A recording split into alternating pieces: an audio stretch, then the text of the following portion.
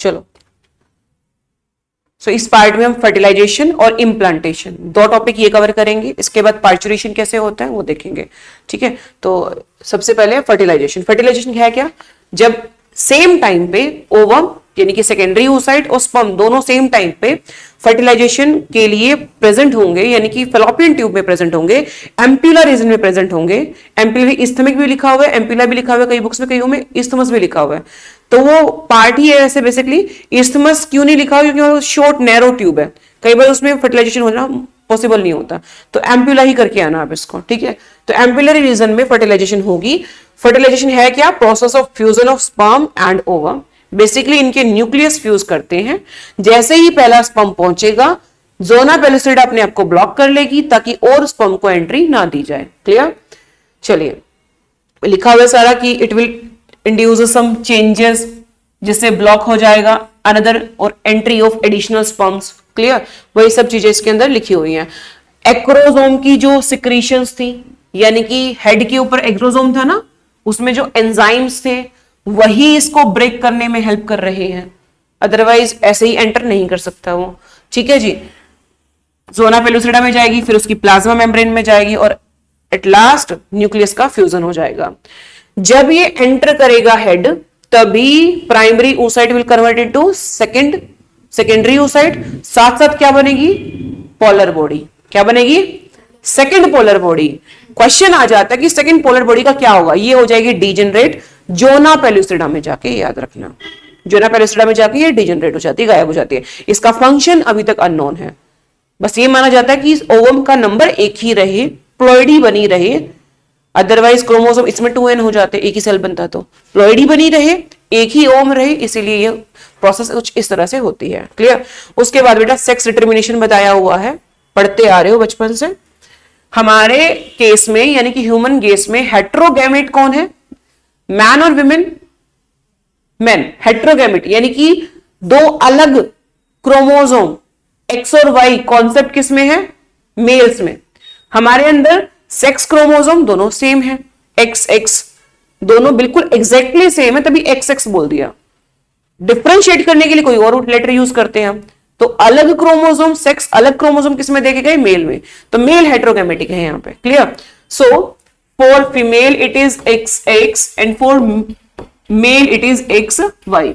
दोनों का जो फ्यूजन होगा, ये क्रोमोसोम यानी कि 2n सेक्स क्रोमोसोम के डबल है ना, तो ये कंडीशन क्या होगी? डिप्लॉयड। क्या हो गई? ये स्पर्मेटोगोनिया ओगोनिया की कंडीशन है, लेकिन स्पर्म में या ओवम में तो एक ही जाएगा ना, यहां से तो हर केस में एक्स ही जा सकता है, एक्स ही जाएगा, है ही एक्स तो एक्स ही जाएगा। Same type of gametes are there, same type of chromosome are there. इसमें दो तरह के बन सकते हैं, या तो एक्स या फिर वाई। ठीक है, अब मेल यदि एक्स दे, क्योंकि ये तो बेचारी फीमेल तो एक्स ही दे सकती है, तो क्या होगा?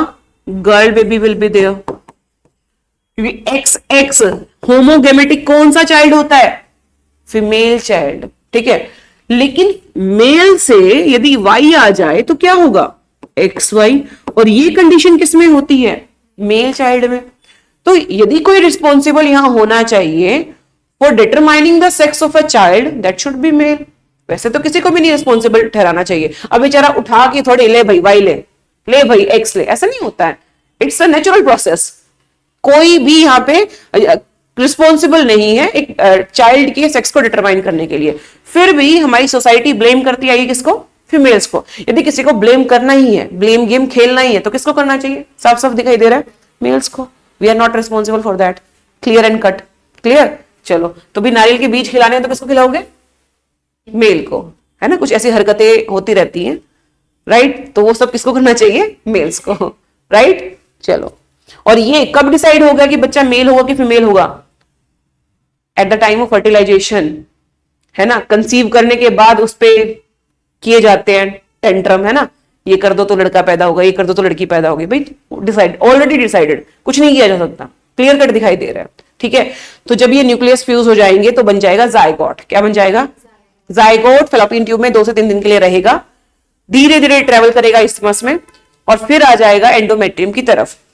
यूट्रस का जो ऊपर का रीजन है, uterine fundus, normally fertilization will take place only in that region. इसमें जो एंडोमेट्रियम होती है यहीं पे आके जाइगोट इंप्लांट करता है। ठीक है जी। अब जाइगोट इंप्लांट नहीं करता वैसे तो, जो आपकी फैलोपियन ट्यूब है ना, इस्थमस जो है, जाइगोट इसमें ट्रेवल करते करते डिवाइड भी कर रहा है। जाइगोट के अंदर कितने सेल? एक सेल, एक से दो सेल, दो से चार सेल, चार से आठ सेल, आठ से 16 सेल, 16 से 32 सेल, 16 से 32 के बीच में ये आ जाना चाहिए, यूट्रस के अंदर इंप्लांट हो जाना चाहिए। क्लियर? चलो कैसे देखेंगे इसको, और इस प्रोसेस को बोलते हैं क्लीवेज। क्या बोलेंगे? क्लीवेज। ओविडक्ट में ही स्टार्ट हो चुकी है, इस्थमस रीजन में ही स्टार्ट हो चुकी है, जाइगोट डिवाइड करना शुरू कर चुका है ऑलरेडी। ठीक है जी। 2, 4, 8, 16 जो ये सेल्स बने हैं जाइगोट से, these cells are known as blastomeres. ठीक है, चलो नेक्स्ट पढ़ लेते हैं इसको। देखो यहां पे ध्यान से, जाइगोट बन गया बेटा, ओवम था, फ्यूजन हुआ, जाइगोट बन गया। 2 सेल, 4 सेल, 8 सेल, 8 सेल तक बोलोगे मॉर्यूला। क्या बोलोगे? ये मॉर्यूला अभी फैलोपियन ट्यूब में ही है। इसके बाद आ जाएगा किसके अंदर? यूट्रस के अंदर। किसके अंदर? यूट्रस के अंदर। अब ध्यान से समझते हैं, मॉर्यूला के अंदर जो सेल्स हैं, they are not zygote anymore, they are blastomeres. क्या बोलेंगे? क्वेश्चन आ जाए, 8 celled blastomere is known as morula, more than that is known as blastocyst. क्या बोलेंगे? ब्लास्टोसिस्ट, ब्लास्टुला, ब्लास्टोसिस्ट, इस तरह के वर्ड आप यूज करोगे।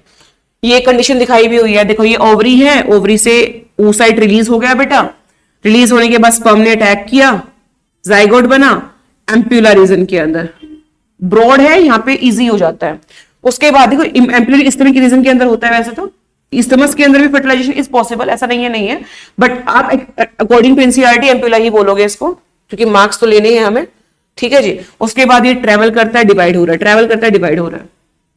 ठीक है, फिर ये यहाँ पे आके फंडस रीजन में इंप्लांट हो जाता है। हो तो कहीं भी सकता है, बट मोस्ट प्रोबेबली इसको यहां होना चाहिए। क्लियर? चलिए नेक्स्ट। अभी क्या हुआ, डिवीजन सेल्स देखो इस तरह से डिवाइड कर रहे थे। कुछ सेल्स, क्या कह रही हूं, कुछ सेल्स मेम्ब्रेन बना लेंगे। क्या बना लेंगे? Membrane. This is known as a trophoblast. Implantation से पहले की कहानी बता रही हूं अभी। सेल्स डिवाइड हुए, ब्लास्टोसिस्ट बन गया। 16 से ज्यादा वालों को ब्लास्टोसिस्ट बोलेंगे, हमेशा डबल ही होते हैं, 16 के 32 ही बनेंगे। उसके बाद कुछ सेल्स क्या बनाएंगे? ट्रोफोब्लास्ट। कुछ सेल अंदर की तरफ डिवाइड होते रहेंगे, बनते रहेंगे बहुत सारे सेल, इनर सेल मास। क्या बोलेंगे? इनर सेल मास, जो कि आपकी बॉडी के ऑर्गन्स बनाएगा। ट्रोफोब्लास्ट क्या करेगा? इस तरह से छोटे छोटे villi like structure, hair like structure दिखाई देंगे, and this is known as chorionic villi. क्या बनेगा? Chorionic villi. ये क्या कर रहा है? देखो मान लो ये जहां पे इंप्लांट हुआ है, ये एंडोमेट्रियम के अंदर इतना मान लो इंप्लांट हो चुका है, अंदर घुस चुका है। अब क्या होगा, यहां पे मदर के वोम से जो ब्लड वगैरह है वो इकट्ठा जमना शुरू हो जाएगा। ठीक है, प्लेसेंटा बना दिया। क्या बना दिया? प्लेसेंटा क्रिएट हो गई है। ठीक है, डिजिट से ना इंटर डिजिट इस तरह से लॉक कर लिया, क्योंकि बहुत छोटा है अभी भी, ये वजाइना से निकल सकता है बाहर, तो इसको लॉक कर लिया, इंप्लांट कर लिया। समझ आ रही बात? तो कोरियोनिक विलाई ने मैटरनल ब्लड, मदर के ब्लड के साथ प्लेसेंटा बनाई और इंटर डिजिट कर लिया, लॉक कर लिया जाइगोट को। ये जो भी इसको हम एम्ब्रियो बोल सकते हैं। ठीक है, अब जो अंदर के सेल्स होंगे, इनर सेल मास, कुछ मेम्ब्रेन तो बाहर की तरफ अलाइन करेंगी, एक्टोडर्म। क्या बोलेंगे? एक अंदर मेम्ब्रेन बननी स्टार्ट हो जाएगी, एंडोडर्म। तो एंडो पहले बनती है, बाद में बनती है मीजोडर्म। Humans are triploblastic. क्या है? ट्रिप्लोब्लास्टिक, है ना, लिंक करो एनिमल किंगडम से। ठीक है जी, हम ट्रिप्लोब्लास्टिक है। नाउ ये हमारी जो है प्रेगनेंसी स्टार्ट हो चुकी है, प्लेसेंटेशन हो गई है, बच्चा जो है उससे कनेक्शन बनेगा, वेस्ट एक्सक्रीशन जो भी करना वो इसी से करेगा। इसको बोलेंगे अम्बिलिकल कोर्ड। क्या बोलेंगे? जो कि जब बच्चा डिलीवर होता है तो बाहर ओरनाल जिसको बोलते हैं, इसको फिर कट किया जाता है, that is umbilical cord. Placenta और इसमें कनेक्शन है, ये हमारा जो भी फीड देना है कुछ भी है वो इस तरह से जाएगा। क्लियर? कोई कंफ्यूजन? डन। इंपॉर्टेंट टॉपिक था, इसको ध्यान से पढ़ेंगे। ठीक है जी। इनर सेल मास जो है वो क्या बनाता है? तीनों जर्म लेयर्स बनाता है हमारी, एक्टो, एंडो, मीजोडर्म। मीजोडर्म बाद में बनती है, याद रखना। मीजोडर्म हमारे मेन ऑर्गन्स बनाता है, ये भी ध्यान रखना। हार्ट मीजोडर्मल, बहुत सारे ऑर्गन्स हमारे मीजोडर्मल है। क्लियर? चलिए जी, अब बच्चा जो है देखो, ये अब ये इम्प्लांटेशन है, हो गई है। इम्प्लांटेशन के बाद हम बोलेंगे a woman is pregnant. Clear? उससे पहले नहीं बोल सकते हम। क्लियर? उसके बाद है pregnancy and embryonic development. Pregnancy start हो चुकी है, जैसे ही बच्चा इम्प्लांट हुआ, प्लेसेंटा बन गई, अम्बिलिकल कॉर्ड बन गई। कोई कंफ्यूजन? एक क्वेश्चन आता है बेटा यहां पे, name the hormones that are only present during pregnancy. उन हॉर्मोन्स का नाम बताइए जो सिर्फ और सिर्फ प्रेगनेंसी के टाइम ही हमारी बॉडी के अंदर मिलते हैं। ठीक है, चलो कौन कौन से हार्मोन है देख लेते हैं। HCG human chorionic gonadotropin, HPL human placental lactogen and relaxin, जो बॉडी को, मदर की बॉडी को रिलैक्स करके रखता है। इतना सारा स्ट्रेच, इतनी सारी कॉन्ट्रेक्शन बॉडी में, कहां यूट्रस का साइज बहुत छोटा, कहां वो बेचारा स्ट्रेच होकर कहां चला जाता है, तो बॉडी को रिलैक्सिन हार्मोन की नीड है। तो वो ये तीन हार्मोन हमारी बॉडी में, एक फीमेल की बॉडी में सिर्फ और सिर्फ कब दिखाई देंगे? Only during pregnancy. Pregnancy check जब होगा तो ये तीन हार्मोन्स के कॉन्टेक्स्ट में भी कर सकते हैं कि ये प्रेजेंट है तब क्या हो? प्रेग्नेंट हो। क्लियर? कोई कंफ्यूजन? इसके अलावा कुछ हार्मोन्स का लेवल अनबैलेंस्ड या ज्यादा हो जाता है, वो कौन कौन से हैं? Estrogens and progesterone. क्लियर? कोई कंफ्यूजन? और एक और बात याद रखना, पूछ लिया जाता है कि किसने कौन सा हार्मोन रिलीज किया। प्लेसेंटा के फंक्शन पूछ लिए जाते हैं। प्लेसेंटा एक तो भाई नरिशमेंट दे रही है, एक्सक्रीटरी वेस्ट वगैरह को वही फैसिलिटेट कर रही है, सप्लाई कर रही है, ऑक्सीजन को सब कुछ वही कर रही है। बच्चे के बर्थ के बाद ही उसका हार्ट ने वेस्ट कैरी किया होता है, यानी कि डीऑक्सीजनेटेड ब्लड बच्चा जब अपनी मदर के वॉर्म में है तब वो कैरी नहीं करता। कब करेगा? After delivery. उसका हार्ट तब अच्छे से काम करना स्टार्ट करता है, तब वो डीऑक्सीजनेटेड ब्लड को पंप करता है। उससे पहले मदर पे ही डिपेंड है वेस्ट के लिए, और वो किसके थ्रू होगा? प्लेसेंटा के थ्रू। सो प्लेसेंटा के फंक्शन पे क्वेश्चन आने की संभावना है भाई 1 या 2 नंबर में। क्या फंक्शंस है? Facilitate the supply of oxygen and nutrients to the embryo, remove कर रहा है कार्बन डाइऑक्साइड को या कोई भी एक्सक्रीटरी वेस्ट हो। ठीक है, प्रोड्यूस्ड बाय द एम्ब्रियो ने जो प्रोड्यूस किया। प्लेसेंटा कनेक्टेड है embryo through umbilical cord, transport substance का वही करा रहा है। प्लेसेंटा का दूसरा फंक्शन, कई बार क्वेश्चन कुछ मॉडिफाई होके आ जाता है, प्लेसेंटा के ये फंक्शन वो खुद दे देंगे, कुछ और फंक्शन बताइए इसकी जगह, तो हम क्या बोलेंगे? या क्वेश्चन इस तरह से आ जाए, placenta is an endocrine gland, इसको एक्सप्लेन करो, तो क्या बोलेंगे? Placenta also act as an endocrine tissue as it produces several hormones. कौन कौन से प्लेसेंटा ने खुद प्रोड्यूस किए? ध्यान से देखो, HCG, HPL, estrogen, progesterone. Corpus luteum तो डिजेनरेट हो गया वो कब का, अब प्रोजेस्टेरोन एस्ट्रोजन बॉडी में कौन लेके आ रहा है? अब किसी और ऑर्गन के भरोसे नहीं है मदर, प्लेसेंटा के भरोसे है। ठीक है, तो ये सारे हार्मोन्स किसने रिलीज किए? प्लेसेंटा ने। Ovarian hormone during pregnancy is relaxin. ये कहने को बहुत छोटा पैराग्राफ है, मैं कहूंगी ये सबसे ज्यादा इंपॉर्टेंट है अभी तक। ठीक है, तो रिलैक्सिन हार्मोन कहां से आया? ओवरी से। तो ओवेरियन हार्मोन कौन कौन से हो गए? Before pregnancy progesterone estrogen, after pregnancy relaxin. NCERT से आते हैं स्नेहा नीट में क्वेश्चन, लेकिन चीजें हम उस तरह से पढ़ते नहीं है। खुद भी पढ़ी होगी ना एनसीईआरटी, ये चीजें ध्यान में नहीं दी होंगी, जरूरी है। ठीक है जी, कोई कंफ्यूजन? बाकी जितने भी हार्मोन्स हैं सभी का लेवल ऑलमोस्ट बढ़ा रहता है, चाहे वो प्रोलैक्टिन हो गया, थायरॉक्सिन हो गया, ये गड़बड़ा ही रहते हैं। तभी प्रेगनेंसी के दौरान कभी भी कुछ भी खाने का मन कर जाता है, कभी भी चिड़चिड़ापन हो जाता है। भाई पता नहीं कितने हार्मोन्स का उथल पुथल बॉडी के अंदर चल रहा होता है, सह के देखो कोई। क्लियर? तभी वो कभी वॉमिट आ जाती है। रिफ्लेक्स एक्शन इतने बुरी तरह से गड़बड़ाए होते हैं जिसका कोई अंदाजा नहीं है हमें। क्लियर? चलो, अब इम्प्लांटेशन हो गया, एम्ब्रियो को बनना है, 3 मेम्ब्रेन्स बन जाती हैं। पहले तो एक्टो एंडो पहले बनेगी, मीजो बाद में बनेगी, लिखा हुआ है बहुत अच्छे से। ठीक है, so mesoderm soon appear between ectoderm and endoderm. उनके बनने के बाद वो थोड़े टाइम बाद वो बनना स्टार्ट करती है। ठीक है जी, एक यहाँ पे कॉन्सेप्ट दिया हुआ है स्टेम सेल का। किसी भी गायनाकोलॉजिस्ट के पास जाओगे तो वहां पे ना अधिकतर जो सही गायनाकोलॉजिस्ट हैं वहां पे पोस्टर लगे होंगे स्टेम सेल टेक्नोलॉजी। ये स्टेम सेल टेक्नोलॉजी क्या है? जो हमारे बेबीज होते हैं जिन्हें हम कैरी करते हैं, उनके अम्बिलिकल कॉर्ड से या उनके स्टेम सेल्स आप निकाल सकते हो। वो स्टेम सेल इतनी ज्यादा रीजनरेटिव पावर के साथ है कि उससे आप कोई भी ऑर्गन तक बना सकते हो। इन केस आपके बच्चे का कोई ऑर्गन डिफेक्टिव हो गया तो उस केस में आपको दूसरा बच्चा प्रोड्यूस करके, या बहुत सारी चीजें ना, जैसे तुमने वो भी पढ़ा होगा बोन मैरो ट्रांसप्लांटेशन, उस केस में उसी का ब्रदर सिस्टर चाहिए होता है। अब ब्रदर सिस्टर प्रोड्यूस करने में भी तो 10 महीने तो कम से कम चाहिए, 1 महीना प्लानिंग का और 9 महीने बच्चा पैदा होने में। तो उससे बेटर है जब आपका बेबी जब डिलीवर हुआ है तो उसके स्टेम सेल्स निकाल लिए जाते हैं। ये सेल्स वही है, देखो अभी है ना बच्चे के ऑर्गन बन रहे हैं, किससे बन रहे हैं? इनर सेल मास से। इससे ही सेल्स निकाल के रख लो आप, ये कोई भी ऑर्गन बना सकते हैं। तो स्टेम सेल बैंक्स होते हैं, उसमें पेरेंट्स अपने बच्चे के स्टेम सेल बैंक में डिपॉजिट करा सकते हैं। सबसे बड़ी एफडी है ये, ठीक है। तो ये टेक्निक भी हमारे पास है कि हम ऑर्गन, चलो ठीक है, होने को कुछ ना हो, होने को बहुत कुछ हो जाए, तो इस तरह से हम अपने स्टेम सेल्स को रख सकते हैं। क्लियर? अब इसके अलावा जो क्वेश्चन आता है कि 9 मंथ की प्रेगनेंसी को पहली बात तो गेस्टेशन या जेस्टेशन पीरियड बोला जाता है, हर एक ऑर्गेनिज्म में अलग होगा, ठीक है। ह्यूमंस में 9 महीने का, राइट। अब देखो 9 महीने में हमने क्या किया, 3 ट्राइमेस्टर बना लिए। एक ट्राइमेस्टर, ट्राई मतलब 3 ट्राइमेस्टर, एक ट्राइमेस्टर में 3 महीने, ठीक है। समझ आ रही है बात? चलो अब इसमें क्या है, in human beings after 1 month of the pregnancy, सबसे पहले क्या बन गया, हार्ट बन गया। क्या बन गया? हार्ट। तो फर्स्ट साइन जो होता है फीटस डेवलपमेंट का, वो by the listening of the heart sound. Stethoscope से आप अपने बच्चे की हार्ट की साउंड सुन सकते हो।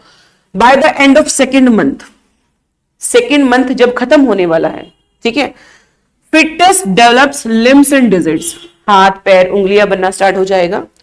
12 हफ्ते जैसे ही खत्म होते हैं, 12 हफ्ते मतलब एक महीने में 4 हफ्ते, तो 12 मतलब 3 महीने खत्म होने वाले हैं, यानी कि फर्स्ट ट्राइमेस्टर खत्म होने वाला है। तो उस टाइम पे मेजर ऑर्गन्स जो है वो बन चुके हैं। क्लियर? इसीलिए यदि कोई इसमें कॉम्प्लिकेशंस हैं तो इससे पहले अबॉर्ट कराना इज इजी, इसके बाद अबॉर्ट कराना बहुत मुश्किल है चाइल्ड को, ठीक है। चलो, लिम्स और digits, external genitalia, male female आप जान सकते हो, ठीक है। तो कुछ लोग अबॉर्ट करा देते हैं, सेक्स डिटर्मिनेशन इसी को बोलते हैं, जो कि बिल्कुल इलीगल है, मॉरल वैल्यूज के खिलाफ है। Are well developed, first movement जो फीटस की है या उसकी बॉडी पे जो हेयर्स हैं छोटे छोटे हेड्स पे, तो वो जो है 5th मंथ के एंड पे आने शुरू होते हैं, 6th मंथ की स्टार्टिंग में या 5th मंथ के एंड पे, यानी कि second trimester approximately about to start, right.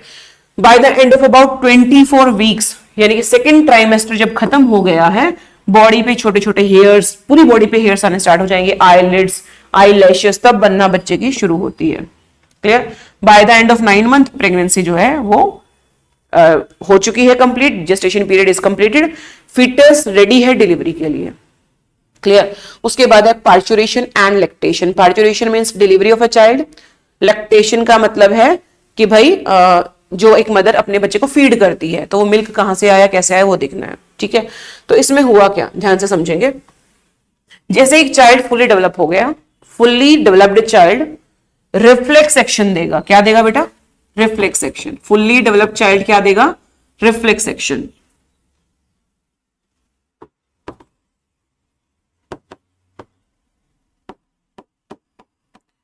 ये रिफ्लेक्सेस जो हैं मदर के पिट्यूटरी पे काम करेंगे,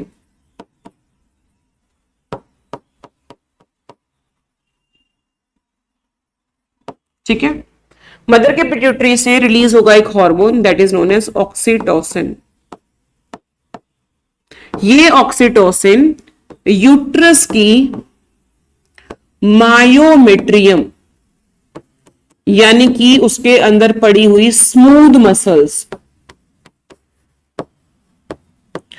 को करता है कॉन्ट्रैक्ट, सिकोड़ना स्टार्ट कर देगा। ध्यान से समझो, यूट्रस जो है वो बहुत बड़ा हो चुका है साइज में, ऑक्सीटोसिन उसमें आने की वजह से वो कॉन्ट्रैक्ट करना स्टार्ट कर रहा है, अपने नॉर्मल साइज में आने की कोशिश कर रहे हैं, तो पुश करेगा बेबी को बाहर की तरफ, वेजाइना की तरफ। वेजाइना की जो वॉल्स है मे बी वो रप्चर होना स्टार्ट हो जाए, तभी ब्लीडिंग भी आती है। बच्चा जो नहाया होता है खून में, ब्लड में, मदर के ब्लड में, समझ आ रही है बात। वाटर बैग टूट जाता है, ब्लड से कांटेक्ट होना स्टार्ट हो जाता है। इसी टाइम पे मदर का और बच्चे का ब्लड मिक्स होता है, अदरवाइज पूरी प्रेगनेंसी में ब्लड मिक्स नहीं होता है। ये 11th के कॉन्सेप्ट में भी हमने पढ़ा था, ठीक है। राइथ्रोब्लास्टोसिस, फिटिलिसिस, है ना, तो वो कंडीशन इसी वजह से आती है। तो स्मूथ मसल्स कॉन्ट्रैक्ट हुई, यूट्रस चाह रहा कि मैं अपने साइज में आ जाऊं। जैसे ही थोड़ा सा कॉन्ट्रैक्ट होना स्टार्ट हुआ ना, उतना ही मदर की पिट्यूटरी ने ऑक्सीटोसिन रिलीज करना स्टार्ट कर दिया। अब ऑक्सीटोसिन क्या करेगा? और ज्यादा कॉन्ट्रैक्शन। ये तब तक चलता रहेगा जब तक पार्चुरेशन ना हो जाए, यानी कि डिलीवरी ऑफ अ चाइल्ड ना हो जाए। क्लियर? ध्यान से समझो। लैक्टेशन की मैं बात करूं, मदर के अंदर प्रेगनेंसी के टाइम पीरियड के दौरान ही प्रोलैक्टिन बढ़ता है। क्या बढ़ता है? प्रोलैक्टिन भी पिट्यूटरी ने ही रिलीज किया है। ठीक है, ये मैमरी ग्लैंड यानी कि ब्रेस्ट को डिफरेंशिएट करते हैं और एल्वियोलाई में मिल्क सिक्रीशन कराते हैं। क्या कराएंगे बेटा? Milk secretion. लेकिन बाहर नहीं आया मिल्क, अब इजेक्ट आउट नहीं हुआ है। ऑक्सीटोक्सिन कब आया? जब बच्चा डिलीवर होने वाला है ना? कितनी कमाल की चीज है ये। ऑक्सीटोक्सिन इसी मेमोरी ग्लैंड पे काम करेगा और निप्पल से मिल्क जो है वो इजेक्ट आउट हो जाएगा। तो मिल्क इजेक्शन के लिए हार्मोन कौन सा? ऑक्सीटोसिन। रिलीज के लिए कौन सा? सिक्रेशन के लिए कौन सा? प्रोलैक्टिन। क्लियर? कोई कंफ्यूजन? राइट। इसके अलावा आपको एक वर्ड मिलेगा एनसीईआरटी में, दैट इज कोलेस्ट्रम। डिलीवरी के बाद मदर कुछ दिनों तक, 2, 3, 4, 5 दिनों तक एंटीबॉडीज रिलीज करती है इंस्टेड ऑफ मिल्क। एक ट्रांसपेरेंट सा व्हाइट लिक्विड होता है जिसमें भर भर के एंटीबॉडी होती है। क्यों? क्योंकि बच्चे के लिए जो हमारा एनवायरमेंट है बाहर का वो बहुत न्यू है, इतने सारे बैक्टीरिया से उसे लड़ना पड़ेगा। अदरवाइज वो अपनी मदर के मोम में था, अभी तक तो सेफ था, बट वो उससे लड़ने की क्षमता मदर खुद देती है उसे कोलेस्ट्रम के थ्रू। तो ब्रेस्ट फीडिंग अर्ली स्टेजेस पे तो बहुत जरूरी है। हम क्या करते हैं, घुट्टी के नाम पे पता नहीं क्या क्या पिलाते रहते हैं बच्चे को। That should be avoided, totally avoided. शहद खिला दिया भाई, इतना ज्यादा वो इतना हैवी होता है, अच्छे खासे इंसान को ना बचे, उस बच्चे को आते शहद चटा दिया, इम्यूनिटी हम उसकी तभी खत्म करना स्टार्ट कर देते हैं। उसे चाहिए मिल्क फीड, है ना, मदर फीड यानी कि, राइट। इसके अंदर एंटीबॉडीज भर भर के रहती है, आईजीजी एंटीबॉडीज जो भर भर के रहती है। क्लियर? डन। बाय नाउ ये चैप्टर जो है आपका डन